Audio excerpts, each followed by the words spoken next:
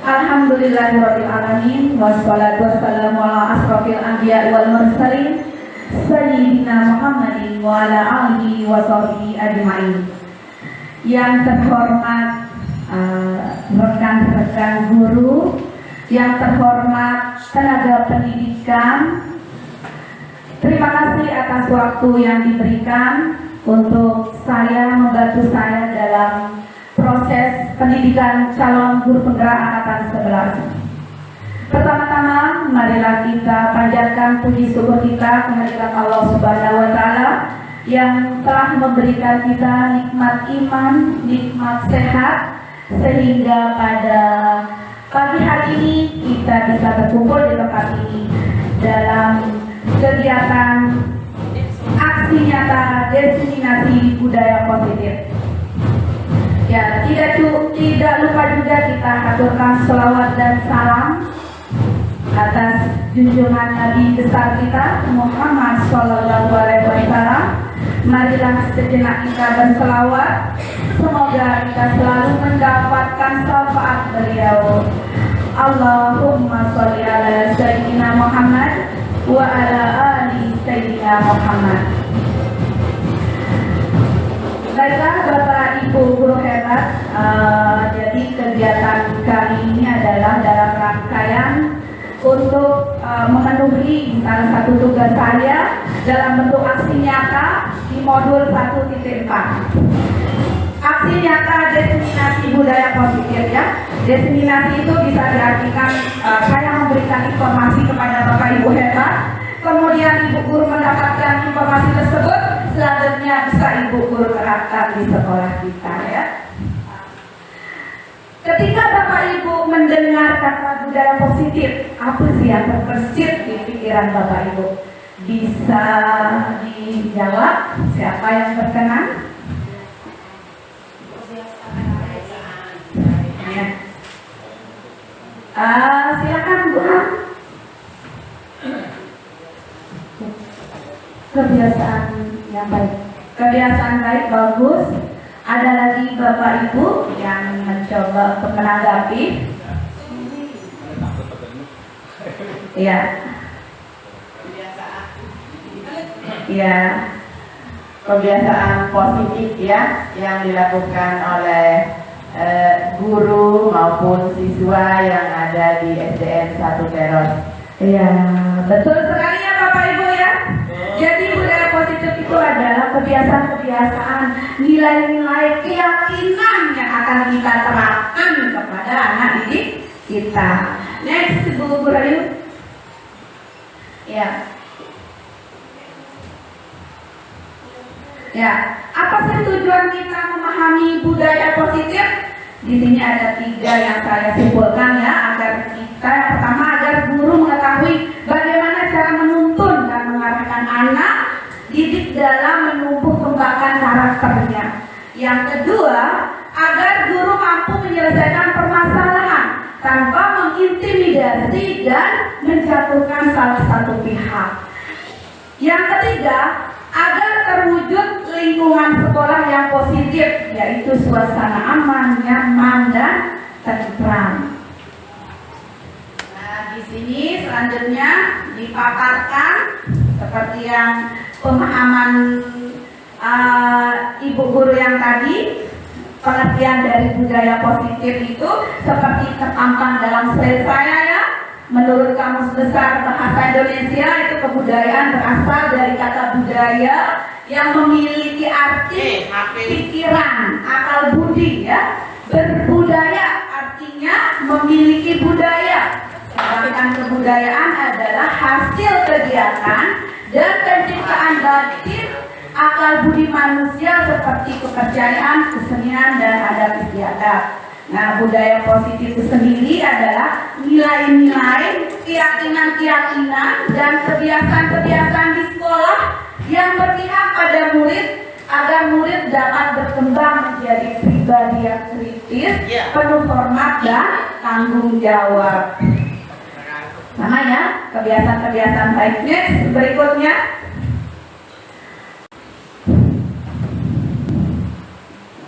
Nah, seorang guru yang baik itu harus memiliki kemampuan dalam mewujudkan budaya positif di sekolahnya. Budaya positif tersebut dapat dijalankan dengan menerapkan konsep-konsep inti seperti yang pertama itu adalah disiplin positif. Ya. Yang kedua, motivasi perilaku siswa. Yang ketiga, itu adalah keyakinan kelas. Yang keempat, kebutuhan dasar manusia. Yang kelima, restitusi 5 posisi kontrol guru. Yang terakhir adalah restitusi, segitiga restitusi. Next. Saya mulai dari poin yang pertama ya Bapak Ibu, disiplin positif. Ketika mendengar kata itu pasti Ibu juga, Bapak Ibu guru juga akan memiliki gambaran seperti apakah disiplin positif itu, apa sih yang dimaksud dengan disiplin positif itu. Silahkan Bapak Ibu guru, silahkan menanggapi, berkomentar apa sih arti dari disiplin positif tersebut. Silahkan. Tadi kita sudah tahu kan budaya positif dan disiplin positif itu apa yang terbersih di hati Bapak Ibu guru. Silakan Pak Guru Reno.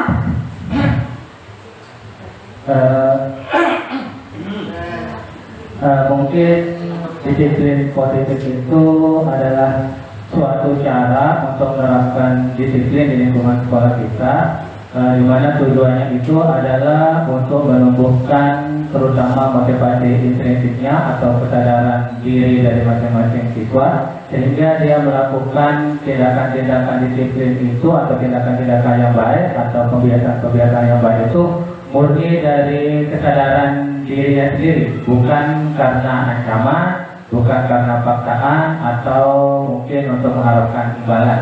Kira-kira seperti itu, Bu. Betul sekali ya apa yang dipaparkan oleh Pak Guru Reno. Jadi disiplin positif itu merupakan suatu cara penerapan disiplin yang mengajarkan anak itu bertanggung jawab dan menumbuhkan kesadaran diri berdasarkan nilai-nilai kebajikan. Jadi mereka itu melakukan sesuatu itu tanpa paksaan. Jadi mereka melakukannya sendiri atas dasar hatinya sendiri dalam dirinya ya. Misalnya dicontohkan di sini, saya pergi ke sekolah untuk apa sih? Begitu. Apakah sekedar hanya menginginkan ujian ataukah takut teguran? Gitu. Tapi di sini ditanamkan bagaimana peserta didik itu benar-benar bahwa saya sekolah itu karena saya butuh bisa berilmu pengetahuan. Jadi butuh untuk dirinya ya. Next berikutnya. Nah, jadi disiplin positif itu lebih ke arah mengontrol diri dalam melakukan segala tindakan. Disiplin diri itu dapat membuat murid memahami dan menyadari berdasarkan motivasi internalnya, bukan akibat paksaan, ujian ataupun hukuman seperti yang saya jelaskan tadi. Next. Nah, seperti yang tadi sudah Ibu Guru baca ya, itu disiplin positif itu cara untuk menumbuhkan nilai-nilai kebajikan katanya. Nilai-nilai kebajikan. Coba ada yang bisa menyebutkan saya contoh-contoh nilai kebajikan? Mungkin di sini sekolah kita banyak sekali nilai-nilai kebajikan yang sudah kita tanamkan ya. Seperti apa? Ada yang bisa menjawab? Tiap hari Jumat, betul sekali ya Bu Guru ya. Nilai imtak itu adalah menanamkan karakter anak itu tentang beriman dan berakhlak. Ada lagi? Kegiatan selain itu ada juga kegiatan sholat duha. Dilakukan tidak hanya hari Jumat kan, dianjurkan setiap hari dan dikoordinir oleh wali kelasnya. Betul.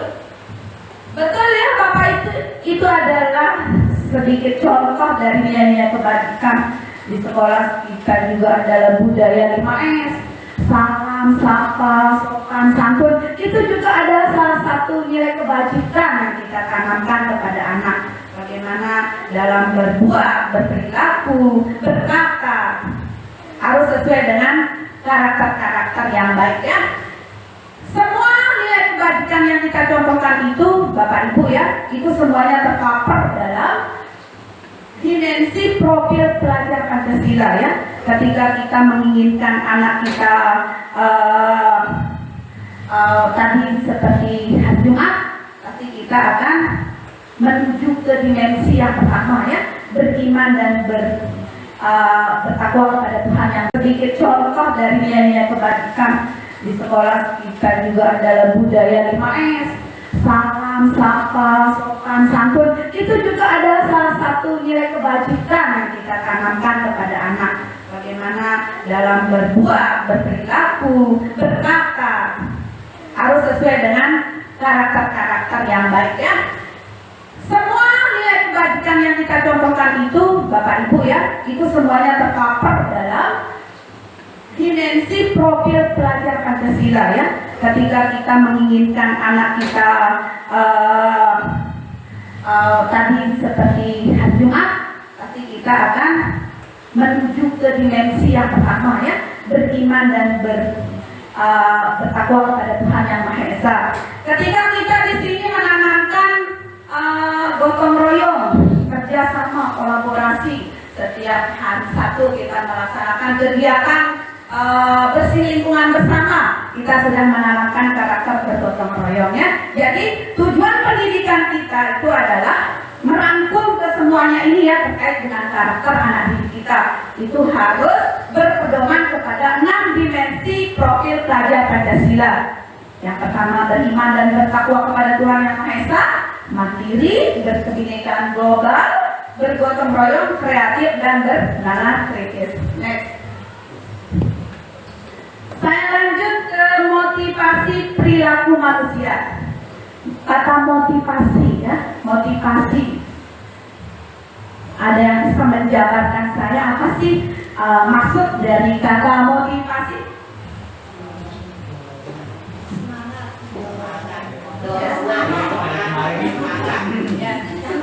Semangat. Ada lagi? Silakan pakai mic-nya, Bu Guru. Motivasi adalah semangat atau dorongan yang kita berikan kepada peserta didik kita ya, supaya berperilaku yang lebih baik lagi. Betul sekali. Setuju ya Bapak Ibu? Memang motivasi itu adalah sebuah dorongan ya, semangat. Jadi apa yang kita lakukan, motivasi apa yang kita berikan agar nilai-nilai kebajikan yang akan kita tanamkan bisa tertanam dari dalam diri anak itu ya. Misalnya di sini, motivasi itu sesuai para tokoh ahli Dian Gosan itu dalam bukunya yang berjudul Restriksi Disiplin itu menyatakan bahwa ada 3 motivasi perilaku manusia. Yang pertama, untuk menghindari ketidaknyamanan atau hukuman. Nah, di sini seperti contohnya ya, misalnya Bapak Ibu guru datang pagi-pagi ke sekolah. Motivasinya apa sih? Dorongannya apa sih? Apakah takut teguran dari ibu kepala sekolah?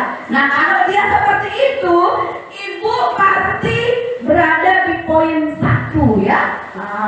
Poin berasal dari eksternal ya, bukan dari dalam diri ibu.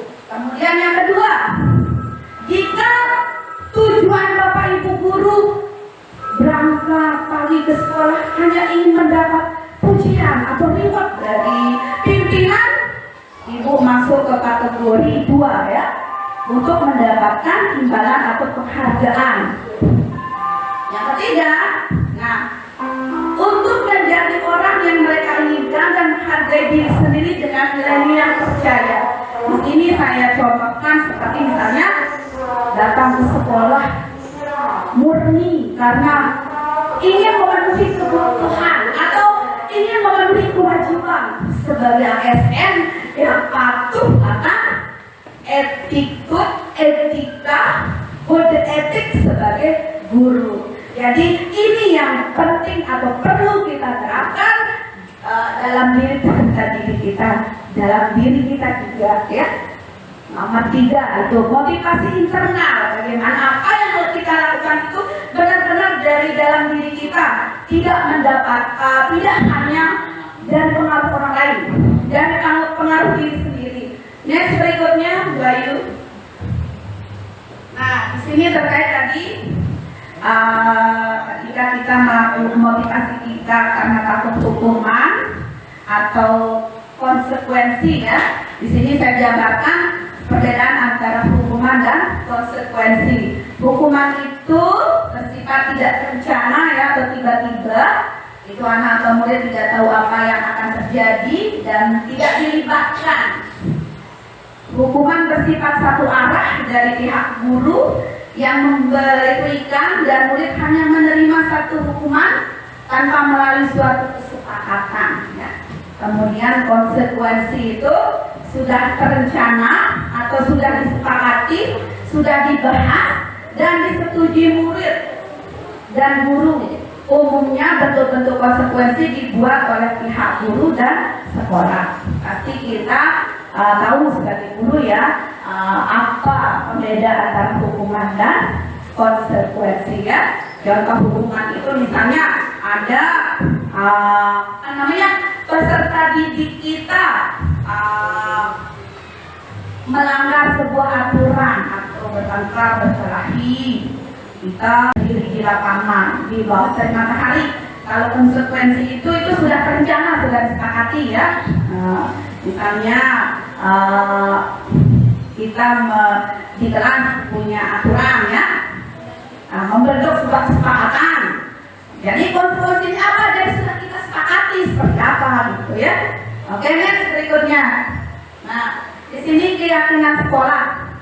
Budaya positif yang selanjutnya itu adalah konsep dari budaya positif yang selanjutnya adalah keyakinan sekolah atau keyakinan kelas ya. Next berikutnya Bayu.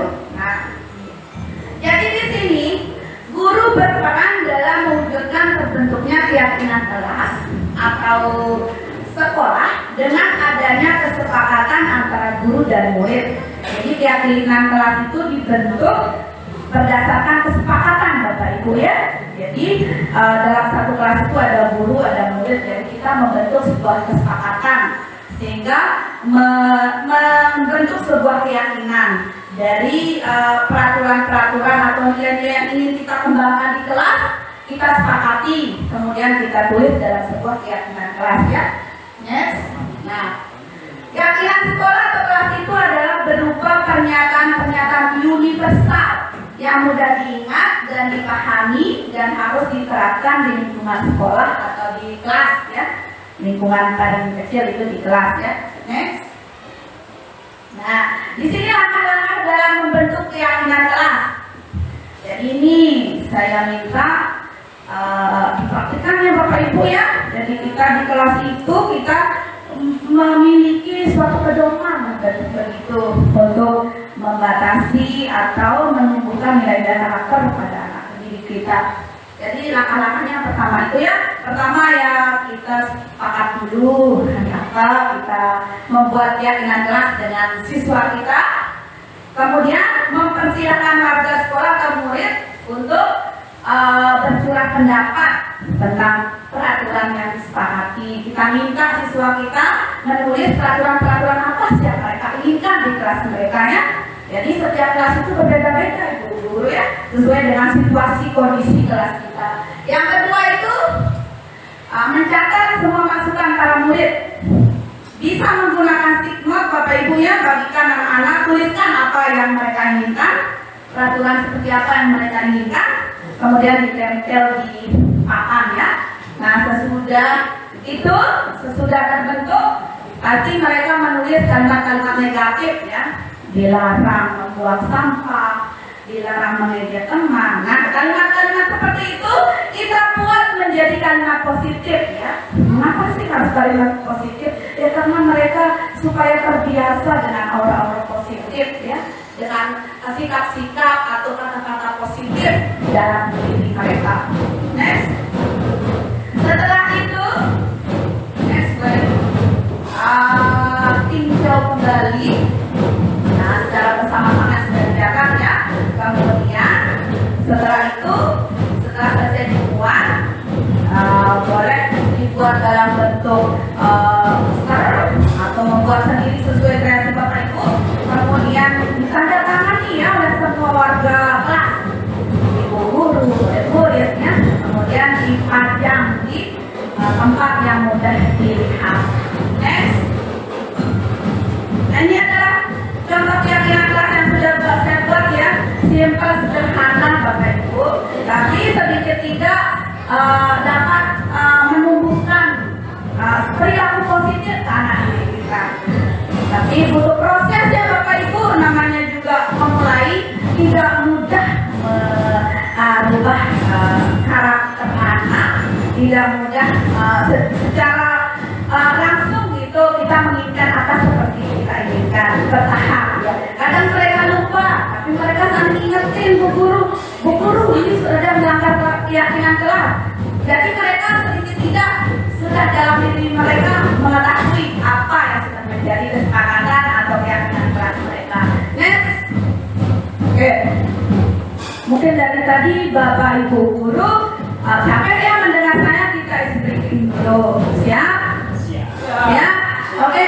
Saya minta berpasangan ya, berdiri Bapak Ibu. Berdiri. Kita membuat game.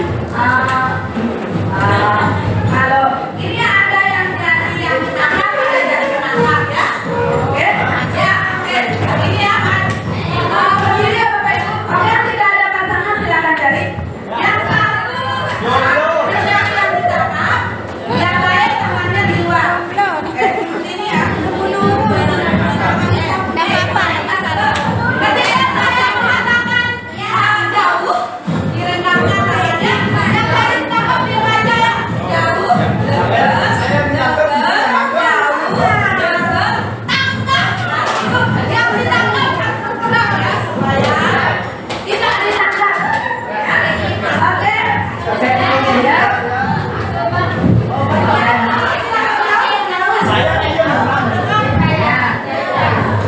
Ya. Dengar apa-apa ya Bapak Ibu, oke. Jauh. Jadi, dekatkan tangannya buang. Jadi kayak Bu Ida ya. Jadi tangannya keluar di dalam gitu. Nah, nanti ketika tangkap buang menghindar, apakah ke atas ke bawah boleh ya. Oke. Jauh. Jauh. Dekat. Dekat. Jauh. Belum ya. Belum ada Bapak tangkap, ulangi sekali lagi, fokus. Jauh. Dekat. Dekat. Jauh. Jauh. Dekat. Dekat.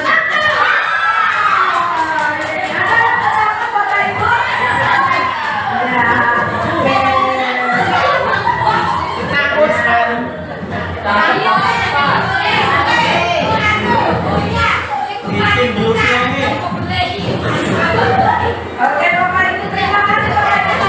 Silakan kita ya, sedikit supaya kita tidak tegang, tidak bosan ya.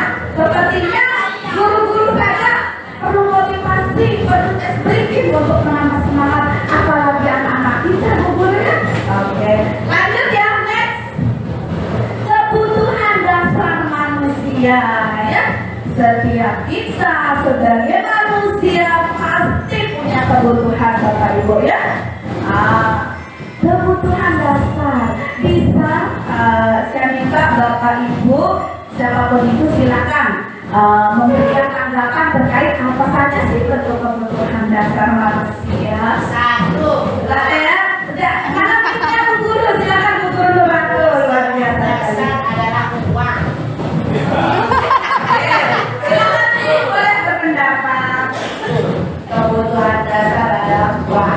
Wah, bagus. Betul ya? Wah, ada lagi, silakan. Bu Guru Ham. Oke. Perlakuan yang baik. Perlakuan yang baik. Betul, betul. Bagus. Kebutuhan dasar yaitu berupa materi, ya, Materi. dan di sana terdapat uang, ya, kemudian makanan, ya, pakaian, kemudian rumah juga, ya, tempat tinggal. Betul. Ya. Setelah itu, Nah, betul sekali. Ada yang bisa lagi menambahkan? Nah, itu Bu Guru. Ayo, ayo. Kemudian ada kasih sayang. Betul Bapak Ibu ya? Sebagai manusia biasa, kita membutuhkan sebuah kasih sayang, perhatian. Dari siapa? Ayo. Pasangannya. Ada Bapak Ibu. Jadi kebutuhan dasar manusia itu adalah next. Sejenis begini ya Bapak Ibu ya. Jika kebutuhan dasar kita itu tidak terpenuhi, kira-kira apa yang terjadi? Tidak bahagia. Kalau bahagia ada Apa lagi? kalau banyak uang bahagia kita Bu. Kalau banyak uang bahagia. Oke. Banyak makan menjadi tukang kebun. Aspek yang di atas. Ya, ya. Jadi, misalnya saya contohkan begini ya Bapak Ibu.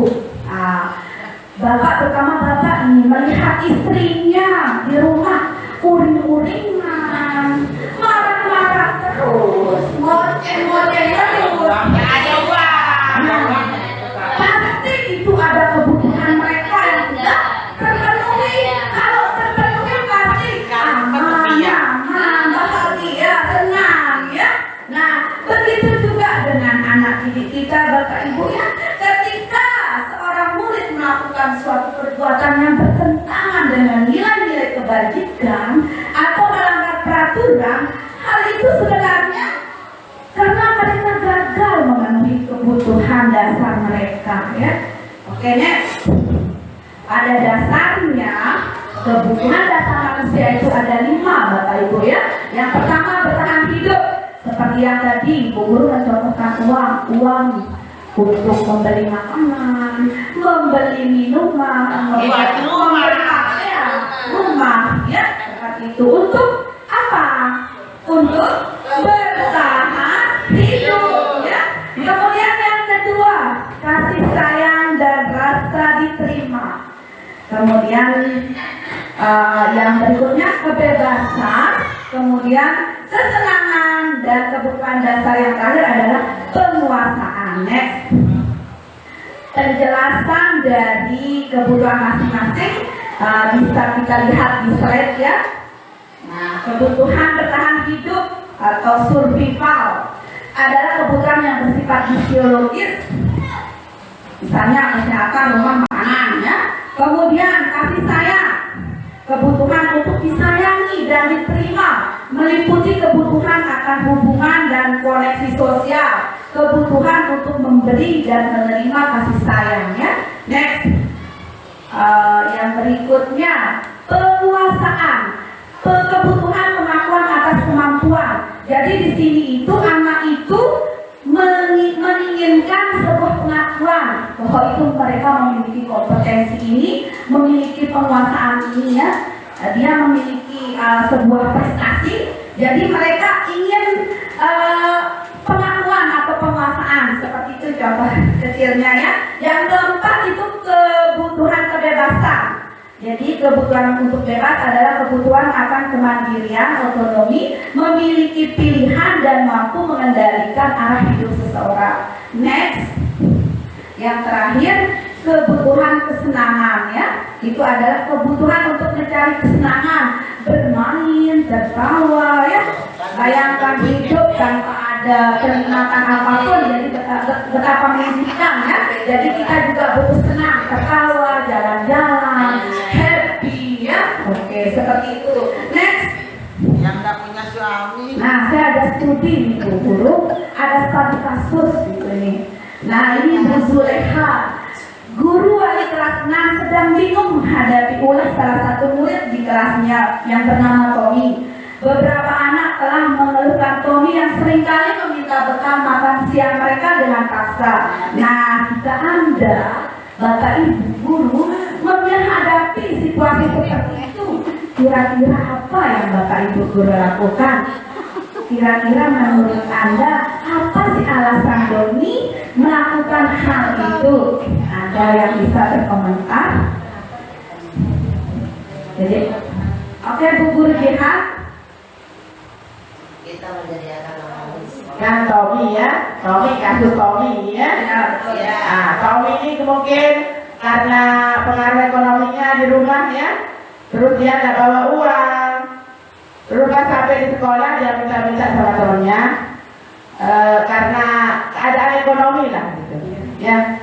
Kemudian kita sebagai bapak dan ibu guru di sekolah harus pandai menyikapi ya, dengan kebutuhan anak kita tersebut ya. Kita panggil, kita kasih tahu, Kasih uang. kemudian kita tanya, kamu bawa uang dari rumah? Kalau dia menjawab nggak ada uangnya, ibu kita di rumah ya, kita sebagai guru juga maklum ya. Kalau ada uang kita ya kita kasih. Betul, Ya, betul. kita belikan dia makanan yang mengenyangkan perut ya. Tetap kasih anak-anak kita ya. Luar biasa. Assalamualaikum warahmatullahi wabarakatuh. Luar biasa sekali ya pendapat dari Bu Guru, betul sekali. Ketika kita sudah mengetahui apa sih alasan mereka berbuat seperti itu, maka kita akan mendapatkan sebuah solusi ya dari itu. Ada yang bisa menambahkan? Mungkin ada pendapat dari Oke, Pak Guru Reno sepertinya mau memberikan pendapat, silakan. Saya sebenarnya tidak memberikan pendapat, cuma menambahkan saja. Nah, tadi apa yang sudah disampaikan sama Ibu Guru Jihan sudah tepat sekali. Sebagai seorang pendidik kita harus bisa memetakan apa sih alasan siswa tersebut melakukan tindakan seperti itu. Memang benar hal pertama yang dilakukan adalah kita memanggil siswa tersebut, mencari tahu apa penyebab dia melakukan perbuatan seperti itu sampai minta bekal makanya kepada temannya dengan paksa. Kalau dilihat dari kasus itu, menurut saya si Tommy ini kurang mendapat satu kebutuhan dasar, yaitu bisa jadi dia kekurangan dalam hal kebutuhan bertahan hidupnya seperti yang sudah disampaikan tadi, mungkin dari ekonominya lemah dan lain sebagainya.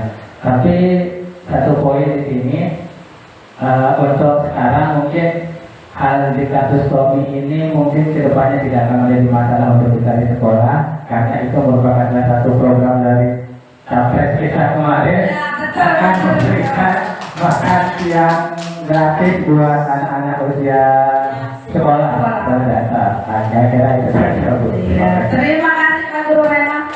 Iya, semoga terrealisasi ya apa janji-janji pemimpin kita. Ya, next berikutnya. Nah, di sini ya.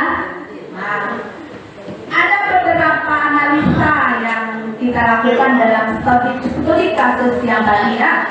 Nah, setelah kita panggil, misalnya alasan Tommy mengatakan seperti orang tuanya tidak membawakannya bekal. Nah, di sini pasti akan terlihat bahwa kebutuhan dasar yang dialami oleh Tommy itu adalah kebutuhan untuk bertahan hidup. Dia membutuhkan makanan, untuk dia lapar ya. Oke, next berikutnya Bu Rayu. Nah, alasan kedua, jika alasan Tommy itu karena dia merasa senang melihat temannya, dia jadi fokus perhatian ya, dia ingin teman-temannya memperhatikan dia ya. Jadi nanti di sana kan teman-temannya melaporkan dia ke orang tuanya ataupun guru, kita sebagai guru. Nah, jadi di situ kebutuhan yang ingin diperoleh Tommy itu adalah kebutuhan akan kasih sayang dan rasa diterima. Oke, next. Nah, jika alasan Tommy itu ingin dia ditakuti oleh teman-temannya, jadi kan alasannya temannya takut pada dia, jadi memberikan makanannya terus. Nah ini kebutuhan dasarnya itu dia ingin memperoleh sebuah penguasaan atau kekuasaan ya. Next, alasan keempat. Nah, jika alasan Tom itu dia bosan dengan menu-menu yang udah diberikan oleh ibunya, bahwa di sini terpampang jelas bahwa kebutuhan dasar yang dia dimiliki itu adalah kebutuhan akan kebebasan. Ya. Misalnya di sini contoh yang lain saya jabarkan, misalnya anak didik kita ngantuk terus di kelas ya, atau tidak semangat belajar. Aduh, kenapa sih dengan anak kita? Mungkin di situ anak kita menginginkan kebutuhan dasar kebebasan. Oh, saya bosan dengan ibu guru itu terus, cara mengajarnya monoton, tidak menarik. Nah, jadi mungkin dia menginginkan kebebasan. Bagaimana gurunya akan menampilkan pembelajaran yang bervariasi, yang menarik, ya, untuk sesuai dengan kebutuhan dia. Next, berikutnya. Jika alasan yang kelima itu adalah karena ia melakukannya karena iseng saja dan dia menikmati ekspresi wajah teman-temannya kesal, senang dia melihat teman-temannya kesal, kebutuhan dasarnya itu adalah untuk kesenangannya. Oke, next berikutnya. Nah, posisi kontrol ya. Kita sudah memasuki kelima. Budaya positif yang kelima yaitu posisi kontrol. Posisi kontrol. Next berikutnya.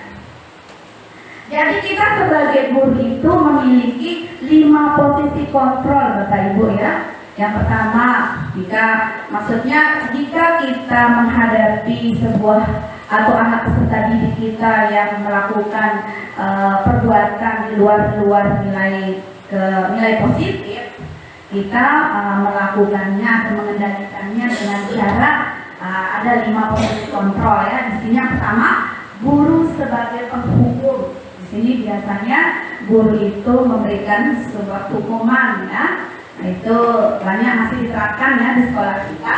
Yang kedua, guru sebagai pembuat merasa bersalah. Yang ketiga, guru sebagai teman. Yang keempat, guru sebagai pemantau. Yang kelima, guru sebagai manajer. Next. Nah, di sini ada tabel terkait yang bagaimana sih guru yang penghukum itu, yang bagaimana sih guru berbuat merasa bersalah. Nah, di sini kita mulai dari yang pertama ya, penghukum. Guru yang penghukum itu dia biasanya berkata keras ya, menghardik, menyakiti, menyindir ya. Nah, itu contoh perkataannya, misalnya kalau kamu tidak melakukannya, awas ya, rasakan. Kalau kamu tidak jadi, awas ya, berjemur di bawah bendera. Nah, seperti itu. Nah, itu adalah jenis-jenis contoh penghukum, guru penghukum. Bapak Ibu, apa sih akibatnya bagi anak didik kita? Ternyata ada punya akibat ya. Di situ hasil atau dampak pada murid itu dia akan merasa bagaimana? Untuk gurunya dia akan merasa bagaimana? Kecewa, bahkan dendam ya Bapak Ibu, dendam. Jadi ingat Bapak Ibu ya, mungkin materi atau pembelajaran yang kita ajarkan bisa lupa anak didik kita Ibu ya, tapi bagaimana perlakuan, sikap kita kepada mereka tidak akan bisa dilupakan selamanya, baik itu buruk maupun yang sangat menyenangkan. Ya, pembuat rasa bersalah. Nah, di sini gurunya itu berceramah terus ya. Seharusnya kamu begini, ibu kecewa dengan sikap kamu ini. Terus kamu seharusnya kamu sudah tahu ibu lelah sekali mengatakannya. Seperti itu contoh kalimatnya. Apa hasilnya? Hasil dari itu biasanya anak murid kita itu banyak berbohongnya ya. Kemudian murid guru merasa rendah diri ya, mereka merasa tertekan Bapak Ibu. Ada kalau di level yang tingginya bisa-bisa mereka menyakiti diri mereka Bapak Ibu ya, karena sudah banyak salah sama ibu guru, jadi mereka merasa tertekan. Kemudian sebagai teman. Nah, ini perkataan-perkataan kita misalnya, ayolah lakukan demi ibu. Masa kamu tidak mau? Nah, itu contoh-contoh ucapan guru yang berada di posisi sebagai teman ya. Hasilnya apa? Itu siswa kita akan menjadi lemah ya, tidak mandiri. Dia ketergantungan kepada kita. Next, pemantau. Nah, di sini guru itu sifatnya mengukur ya, menghitung. Jadi mereka punya data-data, selalu mengawasi tindakan-tindakan atau perilaku yang dilakukan oleh anak. Kemudian diberikan berupa konsekuensi atas apa yang mereka lakukan. Nah, di sini apa? Dampaknya pada murid itu menitik beratkan pada sanksi atau hadiah untuk dirinya. Nah, di sini misalnya kita sebagai guru, jika kamu sudah melaksanakan ini, saya akan memberikan hadiah berupa ini. Nah, jadi itu konsekuensinya mereka berbuat itu karena ada dari pengaruh yang lainnya. Kemudian, nah ini posisi kontrol yang terakhir ini yang diharapkan Bapak Ibu ya, ini yang direkomendasikan sekali sebagai guru. Jadi posisi yang ke-1, 2, 3, 4 ini dari itu ini yang paling recommended kita sebagai manajer ya. Di sini langkah-langkahnya itu ketika kita menemukan siswa kita yang bersikap atau berbuat di luar nilai positif itu kita mengajukan pertanyaan-pertanyaan ya, kita berdiskusi, berdialog.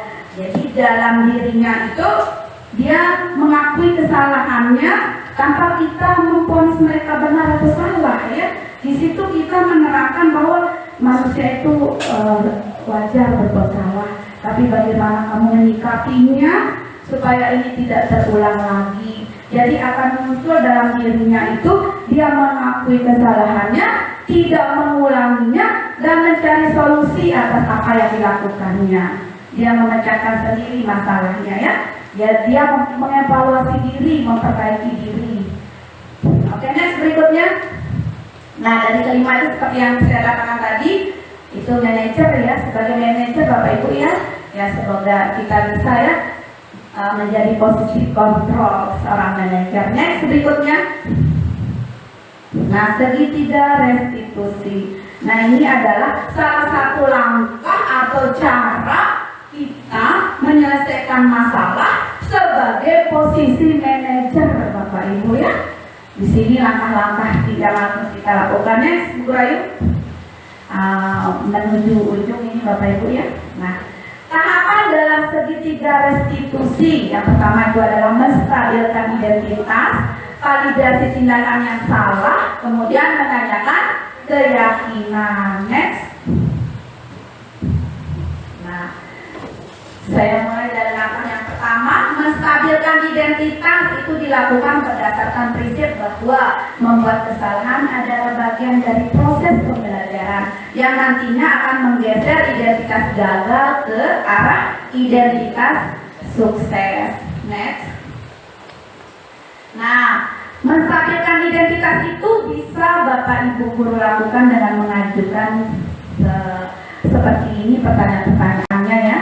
Berbuat salah itu adalah hal yang manusiawi, tidak ada manusia yang sempurna.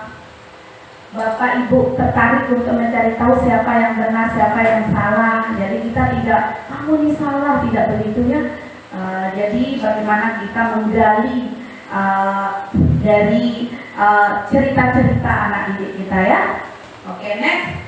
Memvalidasi tindakan. Di sini validasi tindakan yang salah dilakukan berdasarkan prinsip bahwa setiap perilaku berupaya memenuhi suatu kebutuhan tertentu, sehingga guru atau orang tua akan bergeser dari pemikiran stimulus respon menjadi proaktif, serta akan lebih mengenali dan mengakui kebutuhan murid atau anak. Nah, di sini validasi data tindakan yang salah itu kita menggali apa sih alasannya melakukan hal-hal yang negatif atau melakukan hal-hal yang tidak positif ya. Next.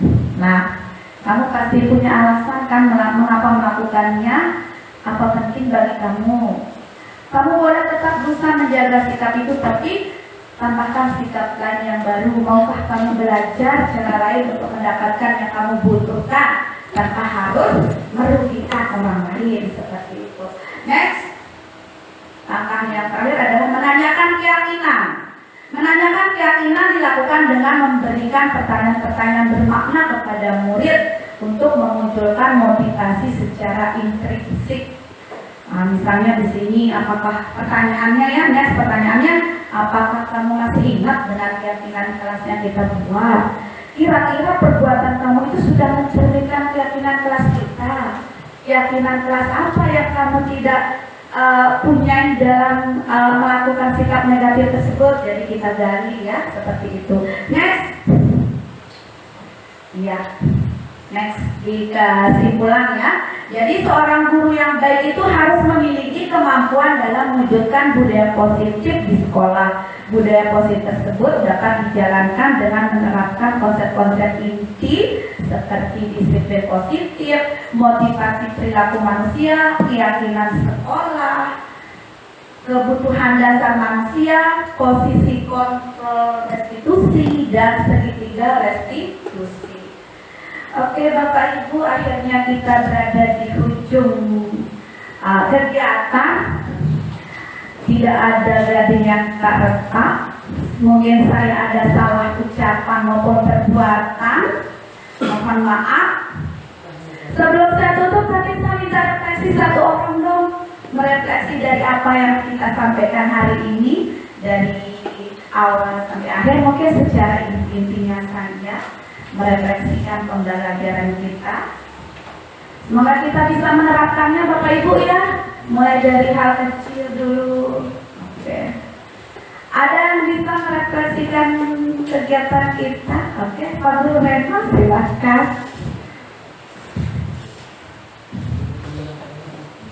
Baik, terima kasih atas kesempatannya. Mungkin kesimpulan yang bisa saya ambil dari apa yang telah disampaikan oleh Ibu Guru adalah bahwa penerapan disiplin itu memang harus benar-benar kita lakukan di sekolah agar pembiasaan-pembiasaan baik itu bisa tetap terlaksana. Dan salah satu langkah untuk mewujudkan disiplin itu adalah seperti yang kita bahas di awal, adalah melakukan pembiasaan-pembiasaan yang baik. Dan tentunya pembiasaan baik itu harus kita lakukan dengan konsisten dan terus-menerus. Manakala pembiasaan baik itu tidak berjalan secara konsisten, maka itu akan terjadi namanya perbuatan yang sia-sia. Ketika perbuatan baik itu sudah ada bibitnya sudah mulai tumbuh, ketika tidak kita lakukan secara konsisten, maka mati lagi. Artinya tidak kita kira, maka tumbuhan tersebut akan mati kembali. Jadi satu hal poin penting dalam penerapan disiplin adalah dilakukannya pembiasaan yang baik itu secara konsisten dan terus-menerus. Kemudian satu lagi, kemudian keyakinan kelas. Keyakinan kelas juga merupakan satu hal yang sangat baik yang harus kita lakukan secara bersama-sama. Bisa kita lakukan di semua kelas. Ini merupakan salah satu langkah awal supaya kita mempunyai suatu keyakinan kelas bersama di kelas sebagai panduan kita untuk membimbing anak-anak kita di kelas. Kemudian 5 posisi kontrol guru, tentu hal yang paling baik adalah posisi kontrol kita sebagai seorang manajer, di mana seorang manajer itu sudah posisi terbaik sudah di antara 5 posisi tersebut. Kemudian segitiga restitusi ini mungkin masih asing bagi kita. Mungkin ini hanya ada di program guru menggerak dan tidak apa-apa. Mari kita terapkan bersama-sama seperti yang apa yang dilakukan oleh Ibu Guru. Kita coba bersama-sama. Kalau masih ada yang dirasa sulit, tentu ruang kolaborasi diskusi masih terbuka sangat terbuka untuk kita bersama. Terus yang terakhir, 5 kebutuhan dasar manusia. 5 kebutuhan dasar manusia, tentu saja 5 kebutuhan dasar itu kalau bisa kita penuhi semuanya, sehingga tidak akan terjadi hal-hal negatif. Ketika manakala salah satu kebutuhan dasar itu tidak kita penuhi, maka kecenderungan kita sebagai manusia adalah melakukan hal negatif untuk mencapai atau untuk memenuhi kebutuhan kita yang tidak bisa kita penuhi tersebut. Nah, kira-kira itu saja Bu Guru. Terima kasih atas kesempatannya. Ya, terima kasih Bapak Reno Saifullah telah memberikan refleksi yang sudah jelas ya, gambaran yang jelas. Jadi konsisten ya, ada kata konsisten kita laksanakan. Oke Bapak Ibu, saya akhiri ya dengan ucapan kalau ada jarum yang patah, jangan disimpan di dalam peti. Kalau ada kata-kata yang salah, jangan disimpan di dalam hati. Terima kasih. Wabillahi taufiq wal hidayah. Wassalamualaikum warahmatullahi wabarakatuh.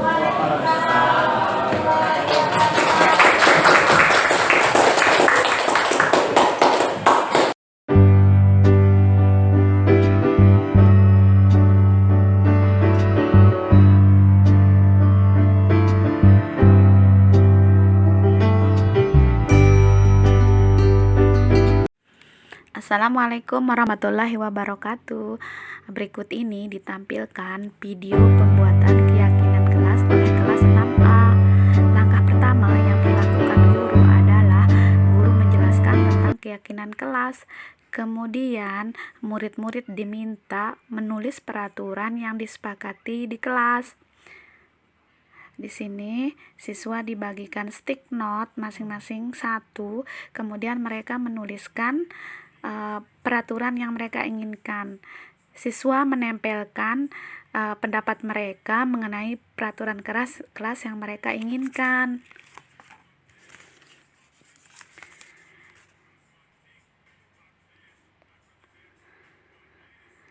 Setelah semuanya ditempel, guru mengidentifikasi semua pendapat dari mereka untuk dijadikan satu apabila ada yang sama yang mereka tulis. Kemudian langkah berikutnya mengganti kalimat negatif menjadi kalimat positif. Setelah terbentuk, maka semua kesepakatan tadi ditulis dalam bentuk sebuah keyakinan yang akan diyakini oleh semua warga sekolah.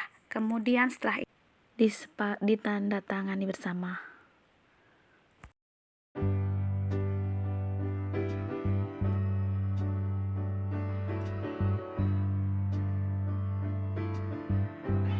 Assalamualaikum warahmatullahi wabarakatuh. Perkenalkan, nama saya Alifia Azizah dari kelas 6A. Assalamualaikum warahmatullahi wabarakatuh. Perkenalkan, nama saya Riana Nurfaliza dari kelas 6A.